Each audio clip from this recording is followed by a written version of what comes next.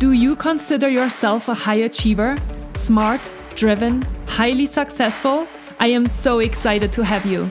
My name is Julia Arndt and I'm the host of the Stress Podcast. I will help you develop your stress resilience the same way you've developed your workplace superpowers. Learn peak performance tools to thrive at work and in your personal life. Let's get started. Hello and welcome back to the Stress Podcast. I'm really excited to talk today with Fatu from Senegal. Hi Fatu, how are you today? Hi Julia, very happy to see you. Yes, me too. It's wonderful to see you as well. Fatu, I always start my podcasts with the question, tell us a little bit about where you are, what time it is, and what you've been up to today. Wonderful. So I am in Dakar, Senegal. I am by the coast, so I feel very lucky right now. And it's 7:36 p.m. here, so the day is ending. And you might hear like a mosque in the background because it's like prayer time. And what I've been up to today, I've been having hiring conversations today. Okay. And what else did I do? I've been watching this TV show called My Agent on Netflix. Okay. And I'm in love with it because my job is to be an agent. Yeah, very cool. Very nice. And then are you gonna be done with work after this podcast interview today, or do you have more work to do? I have more. So I have about 4 hours. Okay. No, what is that? Yeah, about 4 hours. So I'm excited to have a second. Yeah, like to have a conclusion for the day. Nice. Great. Well, with that, tell us a little bit more about you. Are you from Dakar? And what have you been up to over the last couple of years? Okay, I'll try my best. So yes, I'm from here. I'm from Dakar. And in fact, I am like 15 minutes from my parents' house where I was born. Okay. So it feels very grounding. And I grew up in a Muslim family, and we're 5 sisters and 3 brothers. And how many parents? 4 parents, one dad and 3 moms. Some divorces, and my dad has 2 wives at the same time. It's like a practice here. And so when I grew up, yeah, it was very hard for me. Like some things were easy, you feel belonging, you feel that there's a sense of strong community. And it's like some issues I was lucky enough that until I was like an adult, I didn't have to face, I didn't experience racism until I was very like an adult. And so those things are awesome. And I celebrate them in my childhood. And then some things were hard, like being a woman in this society, feeling like men decided everything. And they didn't expect much from girls except to be beautiful and be obedient. And my dad having 2 wives at the same time, that was like a theme growing up. But, so I was very competitive because of that. I always wanted to prove people wrong and to be the boss and to be in charge. And that's how I grew up. And then when I was 15, something huge happened in my life. I was admitted among 3,000 young Africans to go to this African Leadership Academy of like 100 young people per year.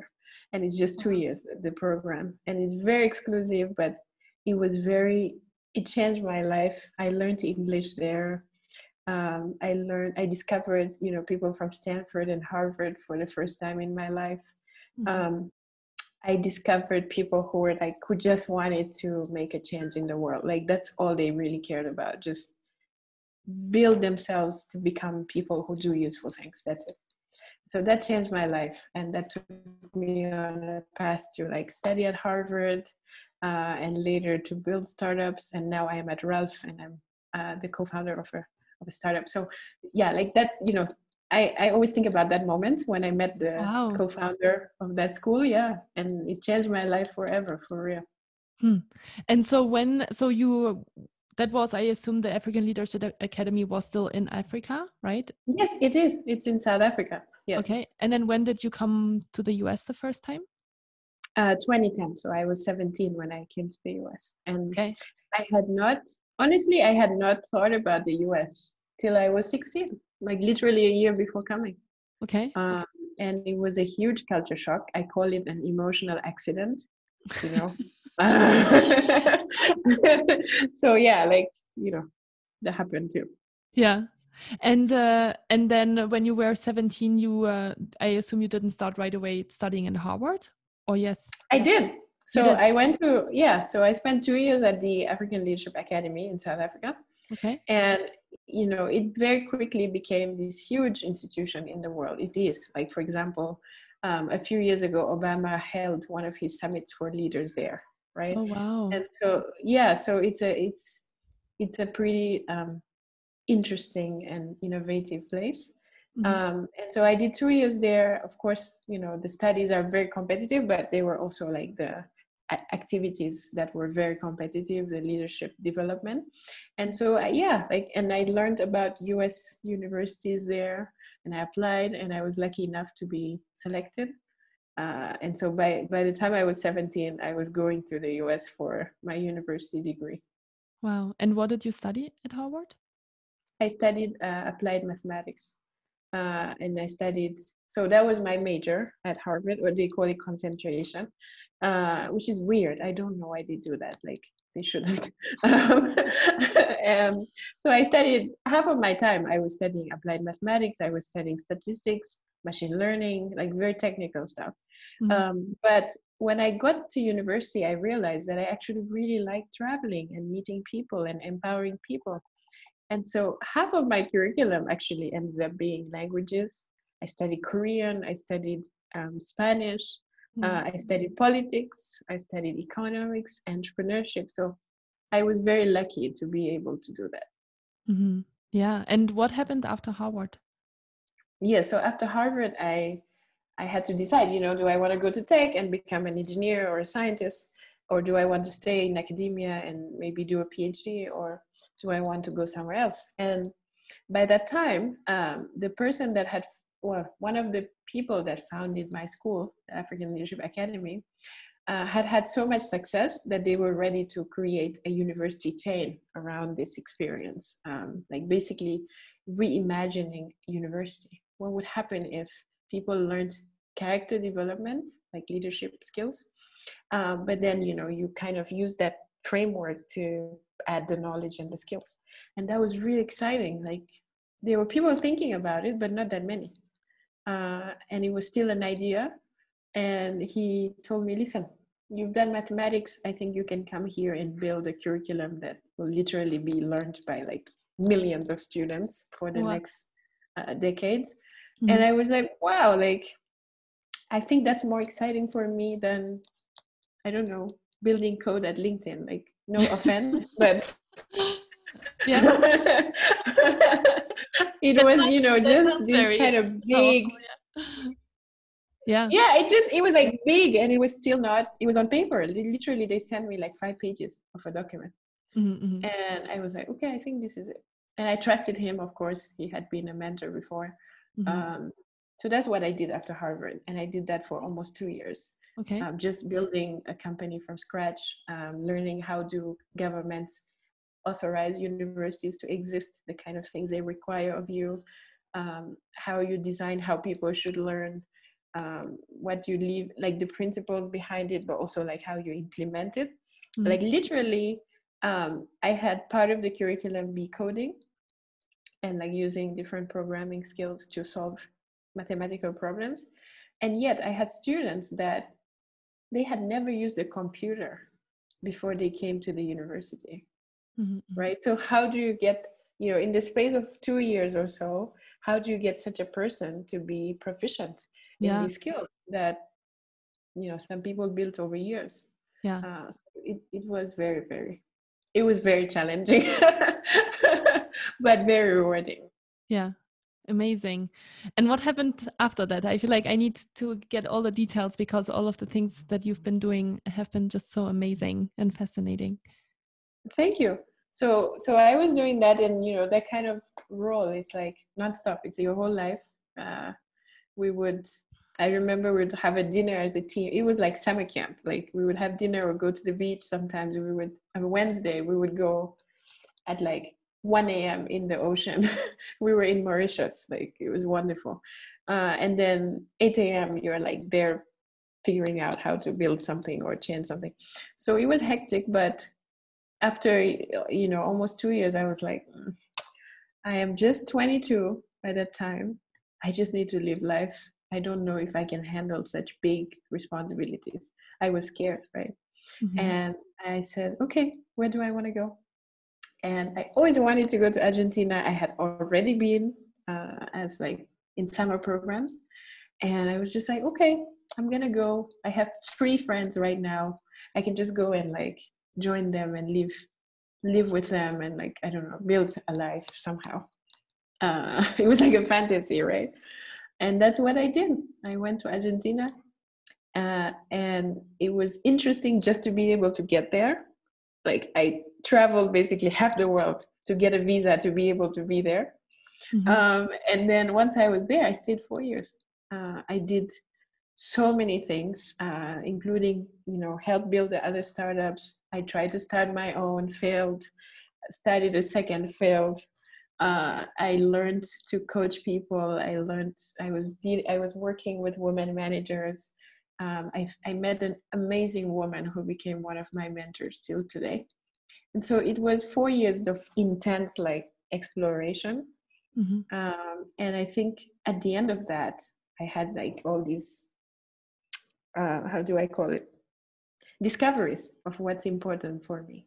Mm-hmm. And then once, you know, once I was clear, once I was like, okay, I think I know what I'm supposed to do. That's when, you know, that's when I met my husband, but that's also when I met Ralph. That's when I met Brian, who was working on Ralph. Okay. Yeah. So tell us about Ralph.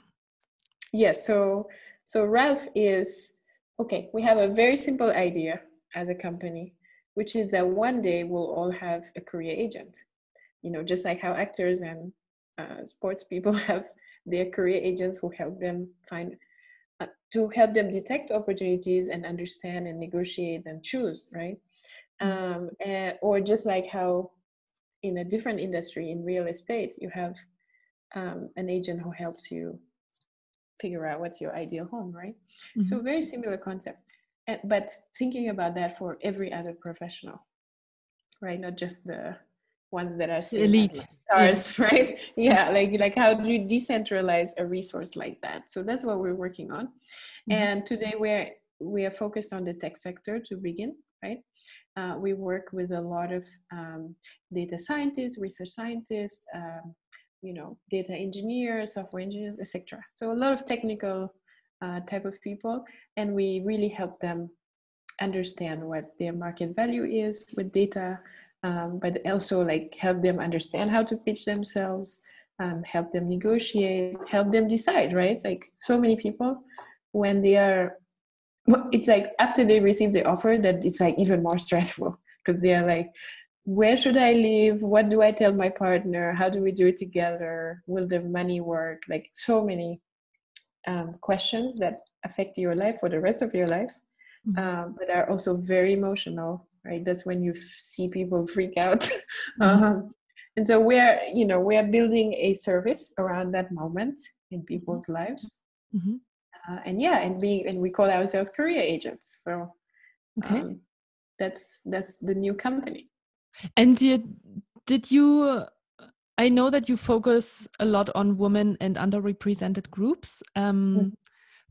Was that kind of like, how did Brian, who's the other co-founder, do you know how, like, what that story was about? Like, how do you even get an idea like that to be like, oh, this woman needs to renegotiate her salary because she doesn't actually get enough money, or like she's worth Right. more, or, you know, like how does that come to fruition?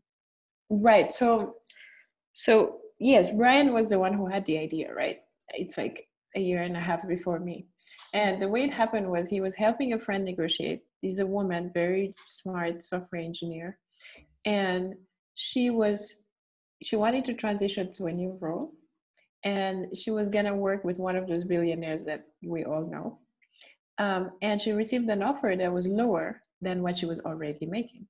Mm. But because it was this billionaire and like it seemed like this fantastic opportunity, she was doubting herself. She was like, okay, you know, all right, this is great. I guess I'm just gonna have to take a pay cut. And Brian was like, but you know, are you not gonna negotiate? Like you should negotiate. And she was like, no, should I? Like I'm not sure. She was doubting that kind of actions. And that's where the idea came from. He helped her, and she got a very good increase. And you know, she still took a pay cut because it was different types of roles, but not like the kind of drama that she was imagining. And after that, he just kept thinking, wow, like who else has this problem, right? And that's how it just grew. And the reason why I think it, you know, like every, they say an idea sometimes chooses you. I think it chose him really, because at that time he was a hiring manager. He was hiring engineers. He was mostly talking to men engineers, and he had never had a case like that where the person was doubting whether they should negotiate. Mm-hmm. Right? They were the men engineers were asking him, you know, a lot of money to be able to work with them. And so he just happens to see that contrast in that moment. Mm-hmm. And so it was born because there was a woman who was wondering if she should negotiate, right? Yeah. And then as he kept experimenting with it, he saw the potential, not just only with women candidates, but also across the board, right? Even men candidates have these problems because there's just too much information asymmetry between the companies and the candidates, right? Like companies are not transparent. There's a lot of information you will not know if you're not actively looking and like spending hours to figure it out. And there's also just the fear that you will have as a candidate that is universal. And so because of that, we know that if there's another human being to help in those moments, that a lot of these issues we see today, like gender pay disparities, but also this disparity of wealth between employees and share and like, you know, executives, right? That it would reduce, right? It will reduce the inequalities that we see in the economy. So that's the problem that we're going against, one candidate at a time. Yeah, it's so amazing. I think it's wonderful that you started Ralph, and I think it's such an important company today, because you know we want to create more gender equality. And how do you do it in terms of from a mathematical perspective? Where do you get all the information from, what people make, and how, you know, how you could kind of compare that? Because I assume that's just an assumption, I don't know actually, that companies hold these kind of hold that kind of information super close and they're not really sharing that. So how do you kind of create something that, you know, helps you inform basically your candidates of what they should be asking for? Well, it's information that's coming from other candidates, right? It's just like real estate. You have prices of homes that are not standard, that depend on demand and supply. And that's why real estate agents, they spend time in the neighborhood, they talk to people, they figure out, you know, what are the rates. And also what people who are people who are buying are willing to give, right? They have to talk a lot, figure it out, do it a couple of times. It's just like that here. It's, you know, you start helping candidates, you start having that data, you verify that information by seeing their offers. And it happens over and over again across, you know, hundreds of candidates. And then there you go. You have a very good idea of what the market is like. And then sometimes we have candidates who volunteer their information. And sometimes you have, you know, you can validate at least the range by talking to other professionals. So it's from people sharing what they know, their stories, their numbers, in a way that is not awkward for them. That's how you build that information live. That's super interesting. So if a candidate comes to you and it's a new company, would you then basically start all that research and try to reach out to other people that are already working at that company in order to understand what they're making? Right. So So right now we're very focused on the tech industry because, for the past 3 years we've been building intelligence and know-how in this particular industry. And so over time, you don't have to do so much research because you already have the information. Yeah, you have so many negotiations happening, so it's like, so that's good. But then, sometimes it has happened, and that's why you also have to be very disciplined and patient. Like, you can't serve everybody right now. You have to go, I would say, sector by sector, so that you have like a systematic way to collect the information, right? But it has happened, of course, that there have been clients I have had a case recently that was in the nonprofit sector in impact investing. So that has nothing to do with most of our focus, but sometimes you just do it for the mission. And no clue. The good news was that there were a lot of reports online about, NGOs, they disclose financial information, so that helped. And also being able to help the candidate ask the right questions to their network, right? To find similar professionals that maybe have slightly more experience, that are willing to talk to them, and just being able to ask, okay, I'm helping a friend negotiate, or I am myself in the market and I want to understand what's the right compensation. Do you think that this particular range is asking too low? I always tell people, ask the people if you're asking too low, because they'll tell you the truth. But if you say, is this too high, then the answer is not very good. But if you say, here's the range I'm thinking, do you think I'm asking too low? You will get it. You'll get the straight answer. So we also do that, and that's how you gain new information.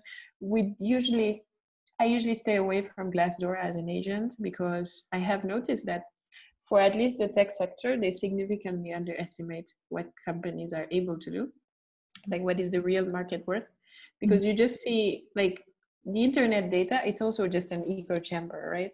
So if you have a bunch of candidates that don't understand their market worth, don't understand how valuable they are, and they are all putting out there what they are accepting, you're only seeing what they are accepting. You already see a biased thing. Yeah, exactly. Yeah, you're not seeing what they are worth, actually. So that's where the agent can help the candidate, right? Okay, so you lived in Argentina, you meet your husband, and then you start working for Ralph. Did you move for Ralph? Right. So it was interesting. So my husband and I, we discussed, do we go to the US, Canada, different options. And we settled on Canada. And this was 2019. And so we said, okay, maybe we can be based in Vancouver, and Brian is based in LA with the other employees. And then we just travel. It's not that far, right? And so February 2020, we're on our way. And we have like Canadian visitor visas. And so our plan was to stay just a few months while we're waiting for our residence, right? And I had this idea of like, okay, what if I pass by LA? Maybe that would be, good. So we work in person with Brian 3 months, and then we continue to Canada. So that was my like improvisation. And so we go to LA. We say, okay, in March we'll be in Vancouver. All right. So 14th of March was when the shutdown happened in the US. And so we got stuck. And Argentina closed their doors, because that's my husband's residence. And Senegal closed their doors, because that's my residence. And then we had to be in the US, and we were just like, oh my God. We couldn't go to Canada because they also closed their doors. Right. Like, we didn't have the essential worker or essential person kind of papers. So we ended up staying like 11 months in LA. Okay. It was like more than we had ever imagined would happen. And then I think we only extended once, but we had to leave, because if you stay longer than that, you start to have immigration problems. So we left, and now we're in Senegal together. Was not part of the plan, and now we're waiting for our Canadian papers here. So that was a very stressful kind of year, as you can imagine. But I think we're both excited to get our papers and just be chill in Vancouver for a while. Yeah. Yeah. And so really stressful, I assume, both on a personal and professional level, because you're building a startup from scratch, and you're wearing a million different hats of responsibilities, I'm sure. How has that experience been for you personally over the last few months? Yeah, so I would say that 2020 was hard. It was challenging for many people, but for me it was particularly hard. I must start by just saying, I think without the support of my co-founder Brian, I couldn't do it. I would just die and take my luggage and go back, or I don't know. It would have been impossible, right? He was very supportive, and after all, we were still able to work in person together. So that was really, really, really amazing. But it was hard because I was feeling stateless. Really, there was a time I was very scared because I was like, well, my country won't take me, my husband's country won't. And then we're still extending in the US, but we don't have like a legal status here. And Canada won't take us. So it was like very, for someone who's an immigrant, I think that's like one of the most scary kind of situations you can be in. Thank God, I was still like having income, and I could like figure out how to be in the US without going bankrupt, right? So yeah, that was really good. So that was hard. And then it was my first year of marriage also. So there was like this tension of, okay, we're married now, but our plan is not happening. Like what we imagined, if you were going to start work, my husband quit his job to follow me in this particular venture. And I remember at some point he said, you know what this makes me think of? This is like Ulysses. He said to his wife, I am going to go and I'll be back in a month or whatever, 30 days. And he left for 10 years. It was like, this feels like we are that couple where it's like we're never getting to where we wanted to end up, which was Vancouver. So that was very stressful, right? Like for me to,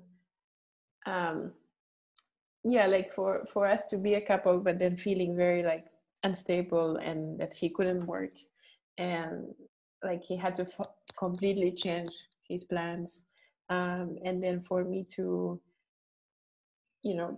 basically figure out how to build empathy, but without like letting all my insecurities and sense of failure kind of drive us apart. Get in the way. So that was very hard. So there was the human element, and then I'm sure many people felt this one, isolation, right? I only knew my husband and Brian's family and household in LA, and the other people I knew, I had classmates, I couldn't see them.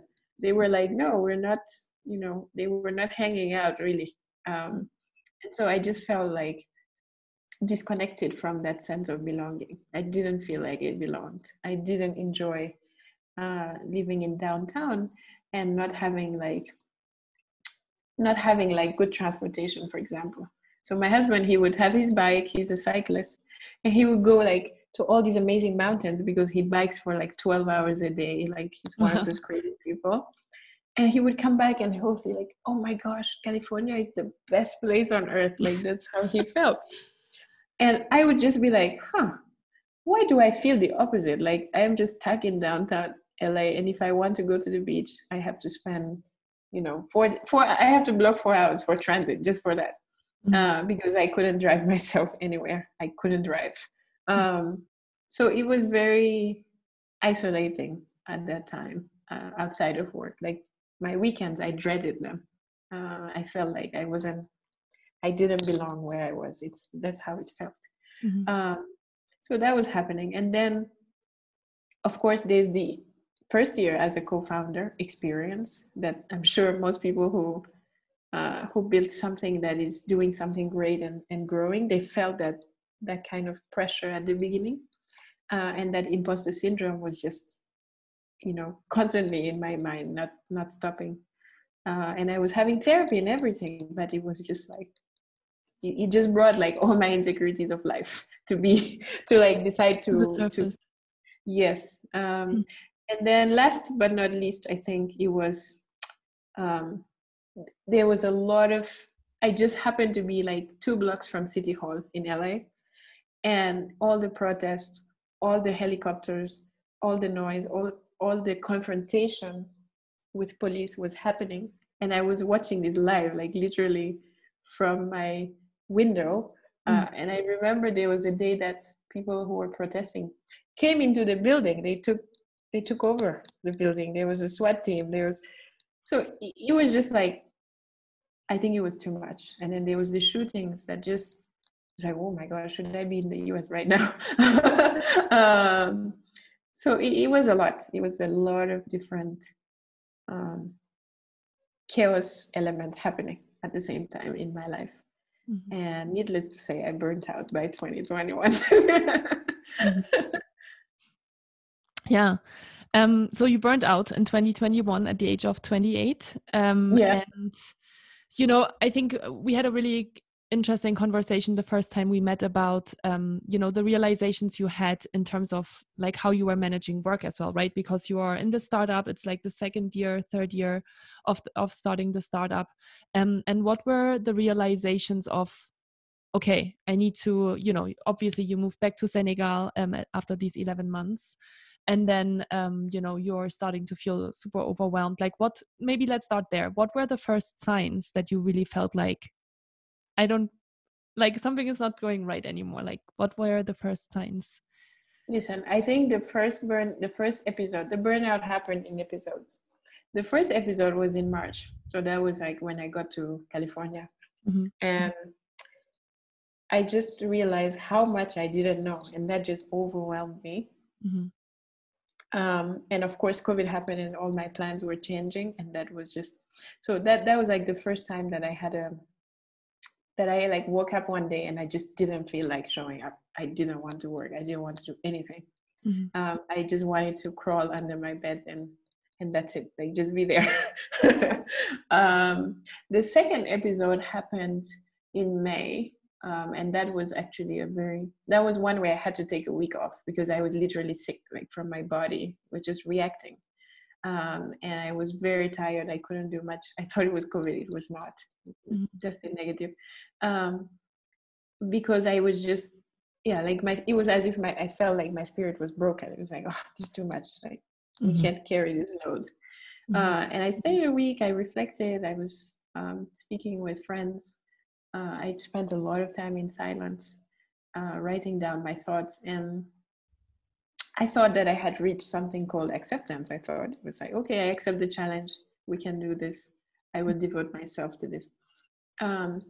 But like after that one, I had another episode in September. But that one, because I was like talking with my co-founder and resolving certain issues, and we were able to resolve them, I felt relief. So I didn't last very long in that particular rabbit hole in September.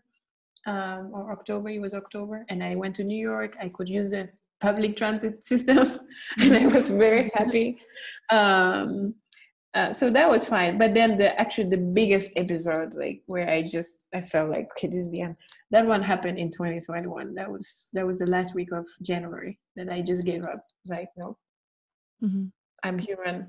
You guys, you figure it out. I'm done. I'm gone. So it happened, progressively. It was building up, but it's like once I got here to my safety space, I would say, and I felt at home, they were my parents, etc., that I just gave up. I was like, okay, I can just let it go. What kind of signs did you, well, was it more like thoughts that you had at that moment, or was it also physical? Because I feel like it's really interesting that you describe both sides, right? You have physical symptoms of burnout, you have mental symptoms of burnout. What was it like when you say, oh, that was actually the worst episode of burnout at the end of January? Like, how would you describe it? I actually that was the first time, maybe not the first time, but like I knew it was bad because I just started it was as if I was like, I don't know how to describe it. Like I had fever, I just felt really sick, right? Mm-hmm. Maybe it was COVID. We still don't know, but Mm-hmm. there was definitely a breakdown in my body. Mm-hmm. I couldn't sleep anymore. I didn't even care to eat. I didn't want to go out, but the darkness, like obscurity, not enough light, was kind of annoying me. It was very strange. And then I think, yeah, and I put on a lot of weight. I think that's always a signal for me. Mm-hmm. And then I just started to talk. Like I couldn't stop talking. It was like I don't know what they call it. In French, they say surmené, like you're overheating. Your thoughts, your head is overheating, something like that. Mm-hmm. And then I remember that at some point, I said, I should just kill myself. Like, it's not worth it. It's not the life I want. Mm-hmm. And so that's when I knew, oh shit, like this something serious is happening. I need to go offline. I need to just break. I need to figure out, listen to myself and find the spirit again. Yeah. Yeah, I can relate to that as well. I definitely had thoughts like that, similar thoughts when I realized, okay, it's really happening. I need to look at something more seriously. So that was 6 weeks ago. You stayed, I think you took like a 2-week break. Yes, I And did. then what kind of realizations did you had throughout that period, and what kind of adjustments have you already made since all of this? Yeah. So that's when I think for someone like me, that thing of like you're just human, you're not a superhero. It's like some part of my brain just doesn't believe that. I must have some ego issues for sure. Where it's like, yeah, I can do more, I can push more, I can do more, I can push more. So no boundaries. And break, I just realized, I really like my mornings to be like this. Okay. Oh, I really like to walk. Okay. So all these things that I had suppressed to carry whatever weight of the world. When I suddenly could just do them all the time, I realized, yeah, this is an issue. Like, why was I not doing what I know I enjoy and I should be doing to just please people or like carry some sort of responsibility, right? So that was a big realization, having boundaries, making sure that what I enjoy is priority and it's on my calendar. So that's an adjustment that I've made. I think the other one was shame. I just happened to have, sometimes some decisions are subconscious. So in December, when there was like all the Christmas shopping, I bought Brené Brown's book, Daring Greatly. And I thought I would gift it to my friend, actually. So when I burnt out and I was going to a hotel to like have my break, I just said, okay, I'm taking this one. And when I took it and I started to read it, I was like, oh my God, I wish I had read this in March, because those were the things I was struggling with, like feeling not enough, feeling that whatever mistakes I had made were like reflections of my person and it's shameful, etc. Like I was dealing with a lot of those self-esteem problems that had to do with shame in particular. And so that was maybe the best realization, just that my relationship with shame, with regret was seriously distorted, and that I needed to relearn how to deal with those emotions. And so big adjustment that I've made since is journaling again, but particularly about the state of emotions. So I have a grid that I look at every day that has like different states of consciousness, right? Which are like some of these emotions. And I just look at it every day and I say, okay, which one was I feeling yesterday? Okay, and then I write about it, I reflect, I put in words all the voices in my head. And then I just point, okay, which one do I want to actually show today? Like, how do I want to show up today? And I choose one and I write down again all the different ways that I could do that. And that's been amazing. That's been changing a lot. Yeah. Why do you feel like, so I really love that you actually said that you had multiple episodes of burnout over 2020 before maybe the really bad burnout happened. What maybe did you do wrong? Like, I feel like, okay, you got these signals, right? Like March, May, September, October, Do you feel like what happened there that, do you feel like, okay, you got these signals, but then you kind of jumped back in and like didn't change any habits? Or do you feel like it was not enough? Like what was maybe the difference between last year to this year being really like, okay, I really have to change something? Yeah, so it's like it's self-esteem issues, like trusting what you know is true about yourself. I think for me, from March onwards, all that time, I could see with a lot of clarity what was not working. I could see it, I didn't feel that I had enough power over my work. I didn't feel I had enough power over my objectives. I felt that I had to conform to a certain way of being a founder, and I could see it. I could see it was challenging for how I am and how my personality is. I wasn't very comfortable in my responsibilities. I had big fights and differences in vision with my husband at that time, and that we were not confronting those differences and kind of transforming them. I was very clear, like all the things that were absolutely challenging for me. And I was also clear that LA was a very challenging place for me, just because of my realities, not driving and not having enough community there, right? So I could see them clearly. I was talking about them with a lot of clarity to everybody around me. But I think it was one of those things where I just had to trust my gut and negotiate, right? And say, okay, I know that, you guys want me to do this, whether it was my husband or my business partner or myself, sometimes my inner critic, like saying, okay, I know this is a plan. It's not working for me. Let's change. And here's what I want. Like, it was just a matter of doing that, just taking ownership, just standing up, even if the other people were going to be uncomfortable, right? For the life of me, I couldn't confront them and just say, this is not working for me. This is not what I need. How about we find a different way? I just kept thinking, I have to stick to the plan. At least I have to show that I'm able to stick to the plan, because I was coming at it from a huge insecurity about like change versus sticking to plans. Like that's a very sensitive topic for me. I have changed so much in every aspect, and I felt like, okay, now I'm married, I should probably learn how to stick to plans and prioritize stability, etc. So it was like having these ideas about how I should grow that were not quite fitting with how I am naturally and what my strengths are.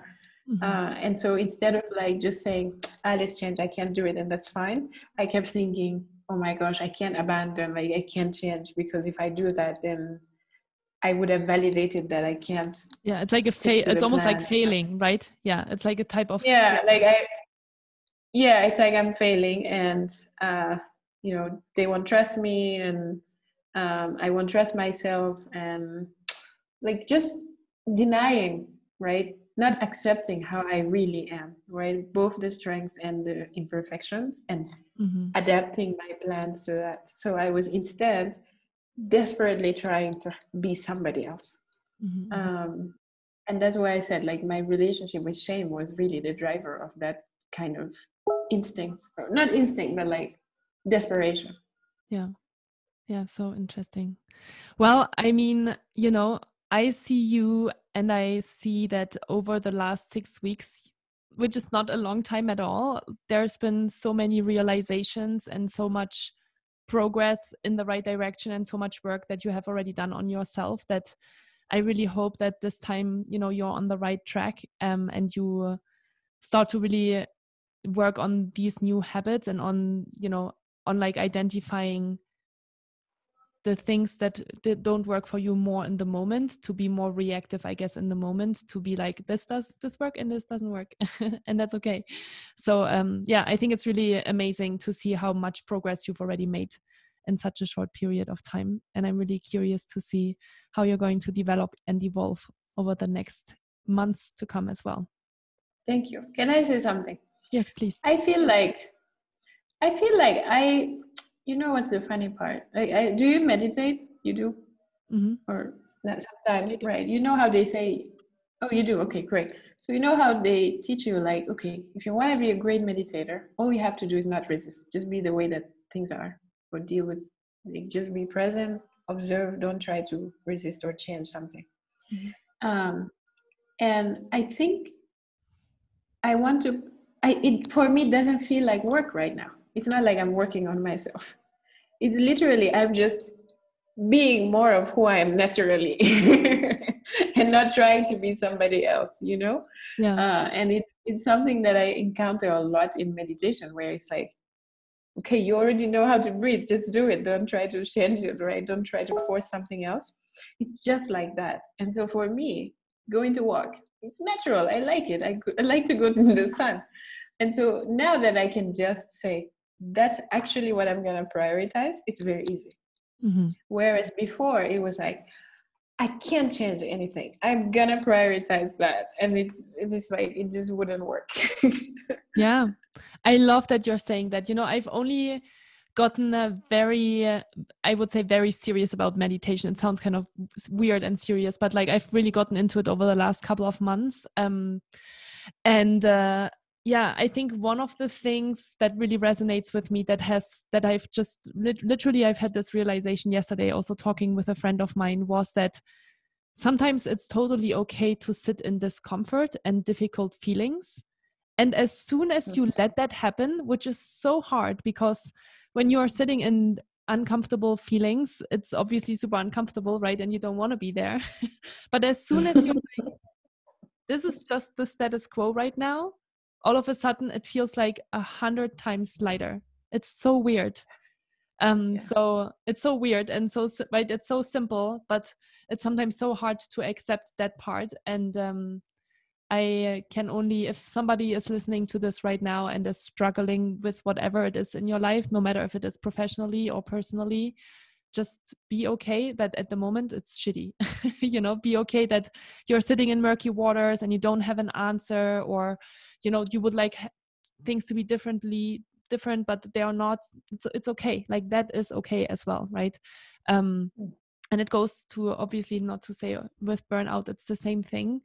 Obviously things have to change, and I think what I was trying to get at with you, Fatu, about over these different episodes that you have, is, first of all, burnout is totally something that doesn't happen overnight.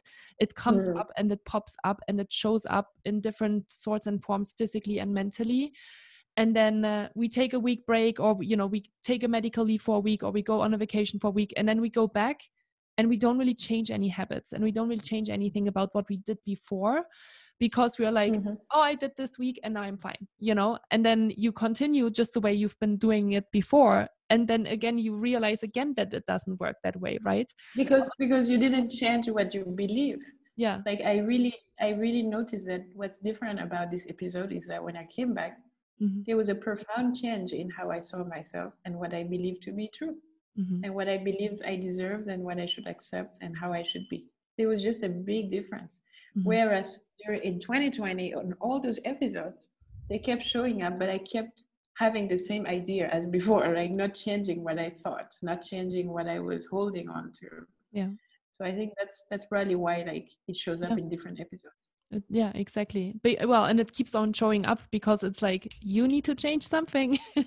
Yeah, you need to learn something. Yeah, you need to learn something. You're not done yet. Yeah, for sure. So, for some people this can take way longer, right? For you it was kind of in a short span of time, and obviously 2020 and all the other circumstances that you described were probably not helping. But yeah, it's okay. Every journey is different, and every person is different, and you're obviously an incredibly smart, intelligent person, and you're doing a lot of self-reflection. So maybe you arrived at this a little bit sooner for whatever reason. And I think it's just really important to highlight here that it's important to get into action and to change something, because obviously the things that you're doing right now is not working. You're back, back live. Fatu, it was such a pleasure to speak with you, and I'm really appreciative about your openness, about your experience, because I feel like so many people are experiencing similar things. And, I often speak to people and they're like, am I the only person that feels like that? And I'm like, you're not the only one. There's so many more people that have similar experiences. And it's all part of our human experience. So thank you so much for sharing. I'm really excited to have you be part of the program, of the Peak Performance Method program as well, of course, and the Academy of Peak Performers. So I really am excited to help you create some new habits around all of the things that we talked about today as well. And yeah, thank you so much for your time today. You're welcome. Thank you, Julia. You're doing amazing.